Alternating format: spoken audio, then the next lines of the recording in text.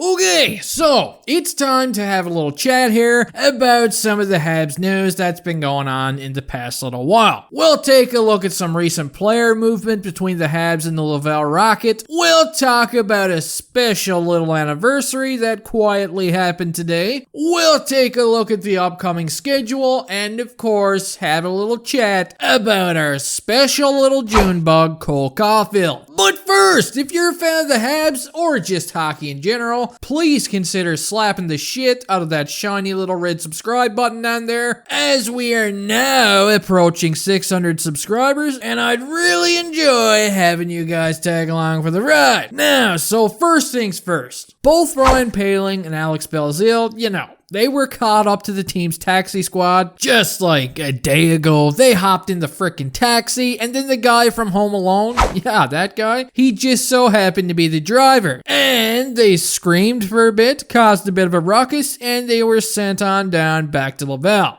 But in all seriousness, these guys were caught up to the team's taxi squad for about, 24 hours? And then, as of today, the team announced on their Twitter handle that they sent these two grasshoppers back down to the Rocket. So, just pure speculation here on my part, but I kinda get the feeling that maybe, just maybe, we could see either Thomas Tatar or Paul Barn return to the lineup for the next game. I mean, with how well the team has been playing the last couple of games, if I'm Ducharme, I'm telling these guys, hey, take your damn time, boys. Have you seen the score in the past couple of games? Yeah, we don't need you anymore.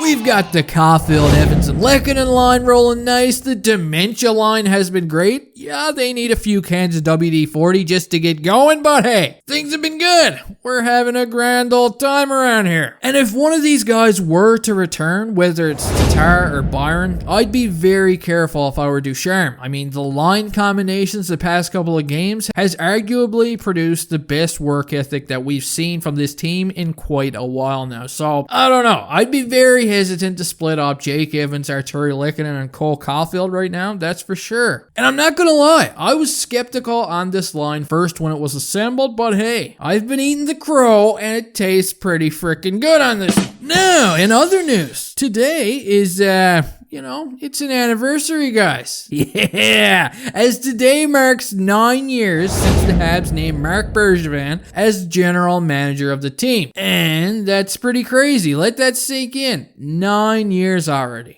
9 years! Woo-hoo-hoo. Now, there's been a lot of debate online today about this, whether Bergevin has done a good job or a bad job, and everybody's been going bananas at one another, so, let me know what you guys think about Bergevin's 9 years down below in the old comment section. As you know, that's a long-ass time. But, before you guys begin to, throw rocks at Marc Bergevin in the comment section or bow down and wash the man's feet, let's take a little peekaboo here to see what's left for the Habs with regards to their upcoming games. And as you can see here, they've got 3 games left against the Toronto Maple Leafs, 1 game against the Ottawa Senators, and 2 against the Edmonton Oilers. Which makes me wonder, can the Habs actually pass off the Winnipeg Jets for 3rd place in the division?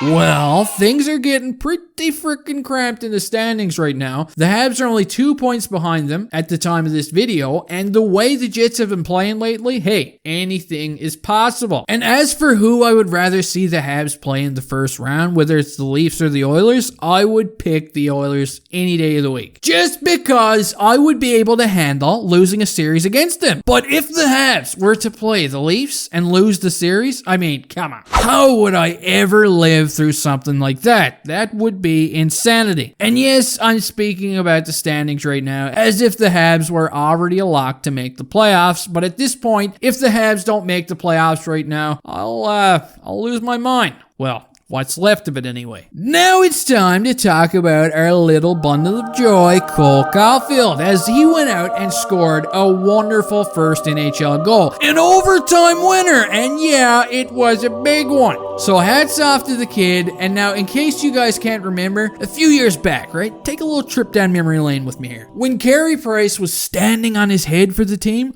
well, the team, they gave him the silent treatment when he entered the locker room at one point. Yeah! Remember that? It was actually filmed on 24CH. It was great. And then Dale Weiss and the boys, they just started howling at him afterwards. And apparently Cole Caulfield, he got a similar treatment after last night's game. They gave him the old silent treatment, and then boom, they just hyped the shit out of this young man. It's too bad there wasn't any cameras on this one, but hey, I'll take their word for it that it was epic. Now, speaking of Caulfield, here's what Nick Suzuki had to say about him after last night's game. He would go on to say, quote, "It turned out pretty great for him. He's had a bunch of opportunities to score, and they just haven't gone in. I was just telling him to stay with it. It's not a bad first goal to win on an overtime. He's a scorer, and he's going to be scoring goals for a long time." And, damn, Suzuki, I hope you're right, bro. Anyway, guys, that does it for this little news update. I hope you guys enjoyed, and if you liked it, hit that like button, and I'll see you next time.